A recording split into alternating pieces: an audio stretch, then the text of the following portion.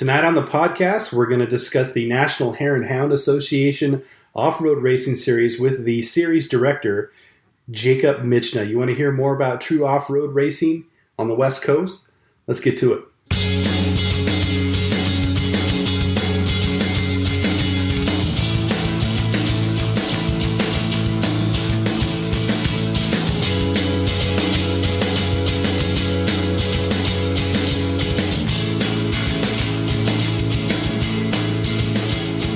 Hello, and welcome back to the Ben Motorcycle Adventures podcast, your hub for everything off-road, dual sport, and adventure motorcycle. My name is John. I will be your host. This is episode number 14, Ben Motorcycle Adventures podcast. Thank you for joining. Thank you for listening. We've got a really great show on tap for you tonight. Really excited. On this episode of the podcast, we have Jacob Michna here, and he is the series director for the AMA National Hare and Hound Series. That's nationalhareandhound.com and at NHHA Racing on Instagram. But Jacob's really here to help educate us about this off-road series tonight, overwhelm us, if you will, with a lot of facts about the series. But it's a really good podcast, very informative. If you're looking for a series to race on the West Coast, we've got you covered in Cali, Texas, Utah, Idaho, Nevada, you name it. True off-road racing, good 2-day format, totally family-friendly, and it'll challenge all levels of racers. There's something for everybody out there. So, again, National Hare and Hound is here to talk to us tonight, Jacob Michna, and I think without further ado, let's just step into episode number 14, Ben Motorcycle Adventures podcast. Hey, everyone. How's it going? So, Jacob, I've got to imagine this is a really busy time of year for you. Obviously, we just rolled through the new year, but you guys have a race coming up this month. Sign-ups, securing sponsors, finalizing schedule. What's it been like for you the past couple of weeks? It has been hectic. You got the holidays and everything on board too, so you're trying to mix that in. But yeah, it's been like one big blur. And I know we stopped racing, in October, and it just feels like November and December have just like flew by. And it's already almost a couple weeks before we start putting on races again. So, yeah, it's summer break's more of a break for me than winter for sure. Yeah, if we look at your schedule, I mean, you guys are running events January through October. You do get a little bit of a break in the summer, which makes sense due to some of the places you guys ride and being out in the desert. But it looks like you're going to kick the series off in Lucerne Valley, January 26th and 27th. Is that correct?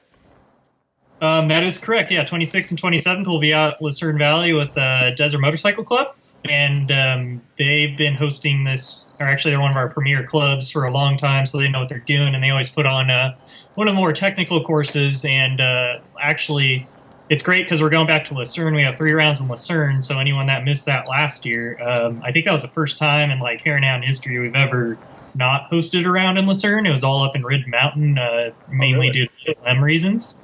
So, yeah. So back on the schedule, and is the same club hosting all 3 rounds for you?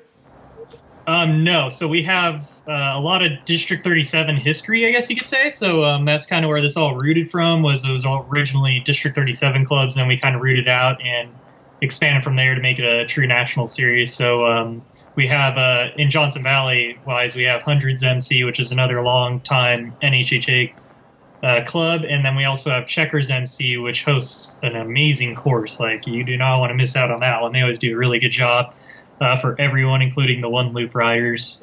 So Checkers knows what they're doing. They're like a true national club. It's just a mystery as to why they haven't been with us so long. But yeah, they do an amazing job. I think I've seen some videos from their Hare and Hound race, and if I'm not mistaken, there's pretty gnarly rock sections. I think that's what I recall most from the video drop down.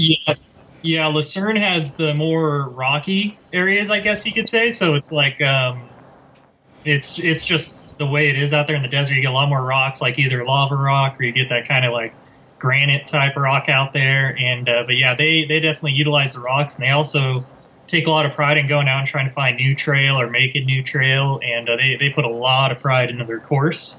And if the area is not good, like if we were trying to have them host in somewhere else because of BLM not letting them do it where they want to, they just won't do it because they don't want to put on a bad race. So it's like do or die situation for checkers always. No, that's cool to hear. I recently interviewed the OMRA, which is our regional series up here, and I was commenting about a couple of the races in the Tillamook State Forest where, again, the clubs go out of their way. They open up trails that haven't been open for 20 years just to make them really stand out events. And I always appreciate that, having raced for years. And, you've been to those races where the guys flag off some OHV trails and you can tell the effort's not there. So it's cool to see clubs still going out of the way to put, unique events on. Oh, yeah, for sure. And that's always appreciated. I mean, the National Hare and Hounds has to be like the hardest, one of the hardest, if not the hardest place event to put on, because compared to the other off-road events, because comparing to scrambles, you're putting in so much more mileage. We go anywhere from 80 to 120 mile long courses, and that's all fresh trail. It's not repeated, so you're not hitting the same thing twice. You may hit some common course going out or in just to connect the loops, but the main majority is that we try to get it to where it's all fresh trail and you have to read the terrain. Yeah, and I mean, like you said, your courses are going to be 80 to 100 miles long.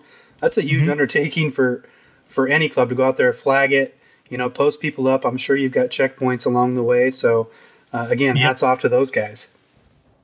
Yeah, there's if we do it out Barstow, for example, there's a lot more road crossings out there, and those all have to be manned by the club. And then on top of that, we have our regular checkpoints in each loop. You typically see around 4 checkpoints on each loop, about every 10 miles or so. And that's, having to get the club workers out there. And then on top of that, having sweep and all that, it takes a lot of effort from the clubs to do that big of a course to make sure it's safe and having the proper manpower out there.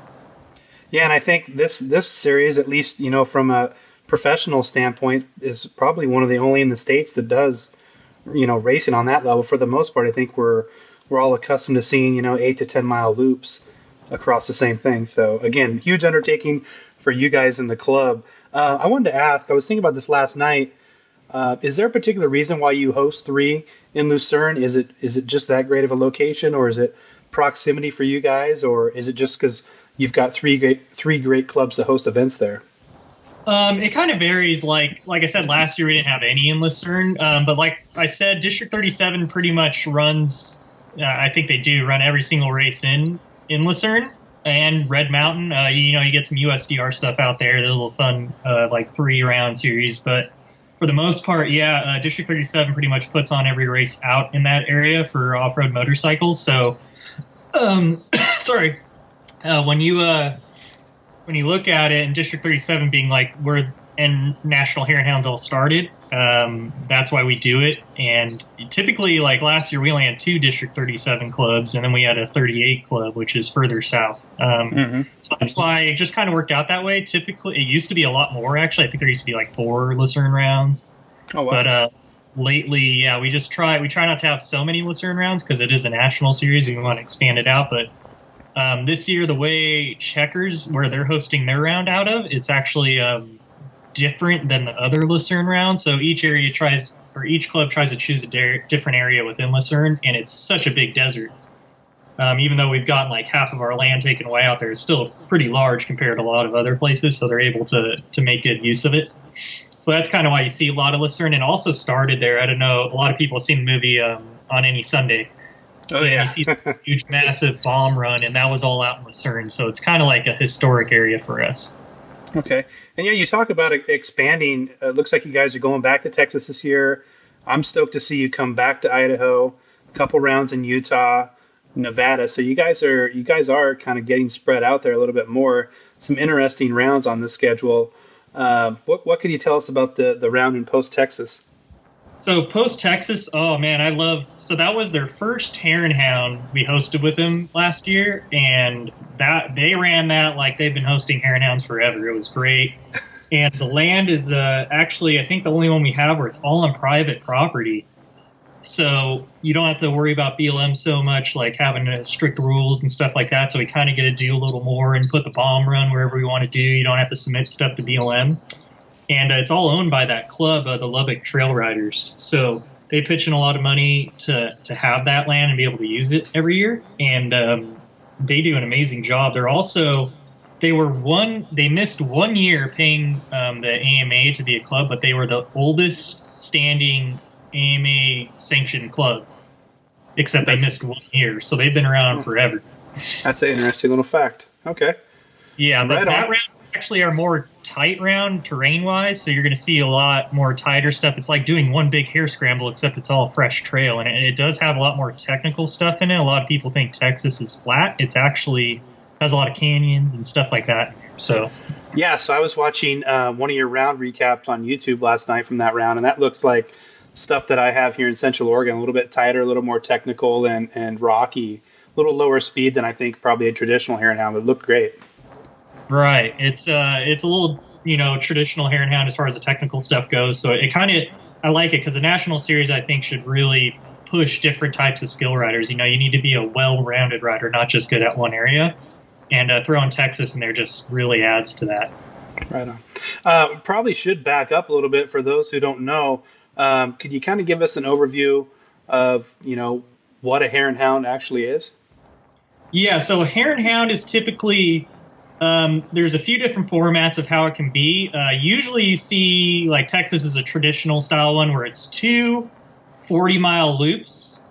And you have different rows, and the big thing that people see with national hare and hounds and associate that with is the bomb run. So basically, it's every single expert/pro skill rider starting on one row, and that's why you see like 100 people wide just going at once across the desert. That's the bomb run. And a lot of people are kind of, I hear from the people that don't race it, I should say, that they're kind of scared of the bomb run and stuff like that. And really, it's just perspective. You're only really worried about the guy to the left or to the right of you. You're not. It's nothing like having to worry about a huge motocross start. So it's a little different. It's all perspective, and really, we don't see compared to injuries, compared to like motocross and stuff. It's a lot of people cross that bomb run safe. So day before the event, and I know you guys host 2-day events. Can people get out and walk the bomb run or mountain bike the bomb run? Yeah, so typically it's a walk bomb, but we do have certain times at certain events where you can ride it. Like the Johnson Valley ones, typically you go pre-ride it because the bomb's a little different there. Sometimes there's like a score road, so you're able to scope it out ahead of time. You're at least able to walk it to the end of the bomb, so you can scope out any dangers or find the fastest line or whatever you want to do. Big tip there for anyone listening to this is you want to start upwind, so you want the dust to blow out of your way if you don't get a good start. But you got that going on. The day before too typically is the youth racing, so we have all the kids out there, anything from 50cc up to the 85cc class, so there's something for all the kids. Yeah, and I wanted to highlight that when I follow you guys on social media during the race season, you guys do a really great job of covering the youth races and everything on Saturday. I think that's pretty cool. I don't see too many people doing that. Right, yeah, so that's something I added and started doing last year, was covering the youth recaps, and I just wanted something the kids to look forward to, because when I grew up racing, I was like, man, I really want to be in the video. But I'm not Kendall Norman, and I can't just hold it wide open all the time. So that was how I thought about it. I'm like, let's just get the kids in there, and highlight random kids each event. And, give the reason kids come out and be like the next rock star. And it's cool because, when we do autograph signings and stuff, there'll be the top kids in there, like Jet Lessing signing autographs, or back when Mason Mathias was a top kid, or Bradley East. They have their own youth posters that we make for them. Oh, and wow. they sign. And actually, I have one up here, too. They signed for me. So, yeah, it's pretty cool. So for the moto-oriented family, these are great events because, like you said, Saturday, the kids and the juniors are going to race, and then Sunday you're looking at experts and amateurs, right? Right. So it's all the pro, expert, intermediate, novice, and then like District 37, they have their own beginner classes, but it's not a national recognized class. But they do typically have like a beginner class, or you can race sportsman if you want something like that. Okay, and then we talked about kind of the distance of the events, typically 80 to 100 miles with a couple of different loops, right? That's correct. Yeah. So sometimes it'll be a 3-loop event, and the way the loops are laid out terrain-wise is typically the first loop is easier than the second loop. So there'll be like a cutoff if you're like in master's class, so 60+ class, you only have to do 1 loop to get a finish. But otherwise, if you're not in one of those defined classes, like Women's C, for example, only have to do 1 loop, then you have to do the full distance. And when you do the first loop, it's typically a little more wide open, fun, flowy. There is some challenging stuff in there, but nothing too bad. And then you get in the second loop. That's typically where you see all the technical stuff. And it's broken up. You know, you do something fast, jump into technical, depending on the club. And then sometimes there's a third loop. And the third loop will be usually just pros, experts, and intermediate. And it'll be like really gnarly technical stuff. It'll be like 15 miles of like really gnarly technical stuff. Right on. So back to the classes. This, you know, I was a referee for the OMRA here for a year or two, and it seemed like we always got this question, and I'm going to ask you, and I'm sure you get it too, but if I've never raced National Hare and Hound race, what class should I sign up for? If you've never done it, and you just want to roll up and see where you stand, most people, they know, like, they'll have raced something else, and they'll be like, okay, I'm a novice, but I would say, depending on your bike, any of the novice classes are good. Typically, that's a wide range of people. We don't get too many sandbaggers. It's pretty evened out in that. So, yeah, the novice class is what I recommend. If not, you can do sportsman. If you just want to dab your toes in it and see, and you're not, like, confident in your skill, I would do a sportsman class because there won't be any trophies or anything for you. But the entry fee is typically a little cheaper, and it's just kind of like the tested out class. So will you ride the full course in sportsman or just a half loop? Sportsmen, we typically do. We kind of break it up into the C riders, but they do usually do the full loop, unless we add something gnarly like that third loop I was talking about. Oh yeah, you're right. That'd be a great way to get your feet wet, get introduced to the bomb and everything with the Hare and Hound. That's awesome. Exactly. So yeah. Go ahead. Oh, I didn't have anything. Go ahead. Oh, okay. Talked a little bit about classes. When I think about desert races like this, I'm thinking bike setup. I'm thinking gearing. I like to run tubes. Mooses are probably a better option for this. Larger tank. Is that kind of right, or is there something else I'm missing that people should know about? Yeah, so typically our Hare and Hound racers, they run, desert tank. You need to be able to do at least 40 miles. And some to spare because sometimes there's sand, drains more gas. I highly, highly recommend running bibs. If not, like run Bridgestone Ultra Heavy Duty or Kenda Ultra, preferably Kenda Ultra Heavy Duty too. But I would definitely run bibs because you're gonna like run into some rocks and stuff sometimes. And the bibs, on top of not having to worry about flat, they really absorb the rocks a lot better. So like an 18-inch rear for sure is another thing you want to run, and it really soaks up rocks. So when you hit them at speed and stuff, you don't have to worry about it too much. Where tubes, I found they kind of bouncy around. But yeah, I ran the Kenda, the ultra heavy duty ones they had, and I never had a problem getting flats back in the day. But now I seem to run bibs a lot more. That's typically what the pros run is a bib. And do you have a kind of a recommended tire? I know there's going to be a lot of variety along the way, but is there something there like intermediate terrain that might work? I typically see like the Kenda Parker being the more recommended tire for out there. It's more a little desert oriented and stuff like that, and you can flip that front around if you need it a little more intermediate or if you need a little more hard pack, depending on where we're at. It's a cool tire. It's kind of versatile. I personally had really good luck with the Parkers, especially their front tire. I like that. But I definitely recommend the Parkers. I think I was actually just talking to. We have introduced our women's pro class for next year, and I was just talking to one of our newly women pro riders, Sharon Mal, about this. And she runs. She likes the Washougal's for our Hare Scramble series, but she likes the Parkers for the Hare and Hounds. Okay. And speaking of that, I wasn't aware of that, but where will the ladies be taking off on Sunday? So we've had our women's A class, which they've always started front row with the pros too, like when Casey Martinez and stuff was doing that, and Brandy Richards. Last year they all started front row, but this year we reintroduced the women's pro class because right now women actually are like, I think in 2017 they were the biggest following we had in all of our classes were the women, which was awesome. So, and it's crazy too, because if you look at all my employees in NHHA, I will say about 90 to 80% of them are women. So it's crazy. But the chicks dig the desert, I guess. They're like really awesome people. Yeah, they're really tough girls and they're really cool. So, but anyways, the women pro class is in there to kind of get those Brandy Richards, the next tier of women.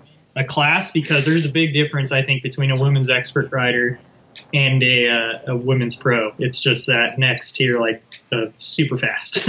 Oh yeah, for sure. Well, that's cool to hear. Right on. You guys are there for 2 days, and I've been to a lot of races in my life, but I mean, what's the atmosphere like for 2 days? Do you have a lot of people camping? Are the pros hanging out? Yeah, so it's all camping out there. It's laid back, like it's not uptight. You go race motocross and you know that it's like, you got the mini parents all stressed out. It's like everyone's tense, like everyone's giving each other the stink eye. It's like super competitive. Out here, it's really laid back. Everyone's super nice. It's a family environment. You have, everyone's out there camping. It's like if you ever been out in the desert just camping with your buddies for the weekend, it's like that, except we're all racing. And everyone's super helpful. Like it was a cool story. We were at a New Mexico round a couple of years ago, and Purvine's Racing was it was like a smaller pit, so there wasn't a lot of room. And the Cody Kurtz, I don't know if he was, unfortunately, he passed away later this year, but he was the nicest kid. I swear he was going to be the next Kurt Caselli. He was just like that stand-up guy who would come offer help. But anyways, he asked Purvine's, and his dad asked Purvine's if they could pit with him. And that's the factory, not factory, but next thing up, they're the pro racers. That's Nick Burst and Axel Pearson. And they said, yeah, come on in and pit with us and blah, blah, blah. And they brought him in. And guess what? Cody was lined up to be their Pro 250 rider for coming up for 2018 or 2019, I mean. So wow. It's cool, like just the family atmosphere. It doesn't matter if you're a pro or if you're the beginner, like everyone hangs out and talks to each other. We're all really good friends, and it's really friendly personalities out there. Yeah, and you're right. I basically grew up at motocross tracks, and yeah, there's always that vibe. Kind of transitioned to off-road, about 10 years ago, and just like you said, love the camaraderie. 2-day events are cool. You get to mingle, and like I commented on one of our previous podcasts, a lot of those people you meet or you race with, they ultimately end up being your riding buddies, guys that you hang out with on the weekends. So really cool atmosphere. Yeah, and like I try to get the pros involved with the youth, so they'll come down and like high five the kids on the start line and drop the banner, or they'll be the hair. Like I really try to get them involved with the youth because it's a cool thing. And but yeah, it's a really like welcoming environment out there, and everyone's out there just to have fun. And I really don't see that anywhere else. And you can even like Taylor Robert had a Red Bull video out, and he was in it and he was talking about that, how it's a little more laid back and like you can hang out and talk and you're not so stressed out or high strung about it. Rewind a little bit. Looks like Kendall Norman, defending champ, is he going to be back for 2019? Yep, Kendall Norman will be back. He's coming back next year. He's going to run that number 1 plate, or this year I should say. He's going to run that number 1 plate on the 450X, and well, I think the 450X. I shouldn't confirm that, but yeah, he'll be out there racing and tearing it up. I know we got some other returning pros that I can't necessarily name, but it's going to be a good year for 2019. Yeah, and you guys, it looks like you had 4 different winners last year in the pro class, 4 or 5? Yeah, so sorry, what was that? 4 to 5 different what? You had 4 to 5 different pro winners last year? Yeah, so that was, Dalton won the last round, so it was pretty cool to see a wide variety of racers go out there, and Taylor almost had it, but he got injured somewhere else in the middle of the season again. So that's another thing, is like a lot of people think hare and hounds are dangerous. I'm like, it's actually, statistically speaking, it's one of, or if not the safest AMA sanctioned racing series on the West Coast, at least I can talk of. So I kind of see like the AMA safety injury reports, like those are people that are leaving in an ambulance or something like that. And we have very, very small numbers compared to some other series. So that's just the way it is. It's interesting. It's all perspective, but it's cool to see that it's not as dangerous as a lot of people think. I'm curious, and I think I know the answer, but some of our listeners probably don't. Do you need to be a member of the AMA to race in the Hare and Hounds? Yes, so you do need to be an AMA member. They do have day passes, which are around $20, and then you have the membership, which is only $50, covers you all year long. But yeah, you do have to be an AMA member, and that's really cool for people that don't know, or there's some like anti-AMA people. But basically, it kind of gives you an extra step. Like if you feel a race ref ruled like a protest against your favor or something like that, and you didn't think it was fair, you have another step to go to. You can go to the AMA and be like, hey, I want to appeal this. Like, it's totally not fair. And then you have that extra step where I've raced other non-AMA series, and I feel like I've been like cheaped out, because I'm like, that was totally unfair. That guy was so cutting. How come you guys didn't rule this? Like, I have the proof. And then they'll just be like, too bad, I make the rules here. Or at least with AMA, you have that extra step. Some of that home court advantage. Yeah, exactly. Curious contingency. Do you know anything about contingencies paid out for the Hare and Hounds? Yes, we actually get a contingency through pretty much all of the major. So I was just signed up for Suzuki again. So you got Suzuki, Yamaha, Honda, KTM. I believe Husqvarna too. You get pretty much all the contingencies for all the major vendors, and it's a national series, so you're getting national contingency payouts. Okay. I know we talked a little bit about 2019. Again, stoked to see that Idaho's back. You guys are going back to Texas. That looks like the type of riding I would enjoy. Is there anything else we should know about 2019? What's in store? Something that we don't know? Something that's not on the internet yet? So actually, we have some pretty cool things coming for 2019. There are some added point-to-point races, which we haven't announced, but there is the one on there that we have. I did want to ask you about that. Yeah, so the Northern Nevada, that's our only new club for next year that we haven't hosted around with before. And they're going to do a point-to-point, and it's from Lovelock to Nightingale. And from everyone I know that lives up there, because I know quite a few people up in Northern Nevada, they say the riding is amazing. And it's going to be top-notch stuff. And from the club, they're talking about it. It's going to be all true Hare and Hound terrain. It's not going to be some wide open, like it's, not best in the desert where you're doing 500 miles wide open roads. It's going to be, a point-to-point Hare and Hound race. It's going to be the Hare and Hound terrain. That sounds exciting. Definitely interested in that one. Yeah, so we'll be posting details and stuff as that one gets closer. There are some other point-to-points that are like that I can't really tell you which round yet because it's kind of secret. But sure, there is one where it's kind of like a point-to-point where you start in one area, but then you go through pits, and pits is the finish, so you end up like circling back to pits. Okay. So that kind of allows us to use a certain part of a riding area that we haven't used in a long time. So it's going to be cool. And then we got another point-to-point in the works too. So it's going to be a really cool year as far as that goes next year. Try to do something different. And then also we do have a lot of changes for next year. And one of the things that I worked for really hard is you go to the East Coast and you see a consistent schedule. So like at GNCC, for example, they have like one set schedule. Everyone shows up to the race, knows what time the races are and what time the start is. Like our series, the way it used to be, is like it just varied per where you went. Well, now it's like a set schedule. It's the same start times every round. There is like a 1-day schedule and a 2-day schedule because we do have some 1-day events where both the youth and the big bikes are on the same day. Okay. Just kind of cleaning that up a little bit. That'll help you guys out too. Yeah, and we got some really cool like prizes and stuff we're working out for next year. Meg Argybright, our chairwoman, she's like my right-hand woman, I guess you could say. She works her butt off to try to raise the sponsors, and we're going to have some really cool stuff for next year. She's worked really hard on it. So cool prizes for the amateurs, payouts and stuff we've worked on. So I can't wait to see that stuff, and or for the people, I should say, to see that stuff. And also we got it's kind of differently organized the way we do it. I got a new videographer coming in for next year. And I'll be editing the videos, and he's going to be filming it, where before I did both and tried to direct the race. It was a little hectic. So we're able to get a little more manpower this year. It's going to be a good time. And it's just going to be a lot more clean cut. Like you're going to go to round, and it's all going to make sense now. It's all going to feel the same, basically, but not the same. So, it's different club feel. We really want to push to keep their traditions, but we want to make it more organized and more streamlined so people go from round to round and know where everything is and make it a lot more user friendly. Right on. It's encouraging to hear. Again, you've got clubs that are continuing to evolve and put on better races, but you guys as a series promoter are pushing the limits too. That's cool. And I wanted to commend you.